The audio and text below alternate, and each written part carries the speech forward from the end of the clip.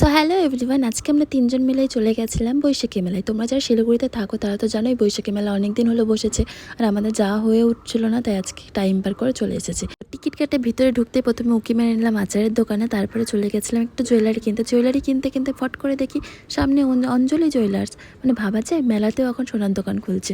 দেন আমরা নিয়েছিলাম এই আইসক্রিমটা খেতে খেতে দেখি সামনের এই দোকানটায় এই ছোট্ট গপুটাকে কি সুন্দর সানগ্লাস পরে বসিয়ে রেখেছে। তারপরে চলে গেছিলাম আমরা রাইডের ওখানে গিয়ে ওদেরকে জিজ্ঞেস করলাম ওরা চড়বে নাকি, ওরা না করে দিল, কিন্তু আর আমি তো প্রচণ্ড ভয় পাই, আমি চড়বো না।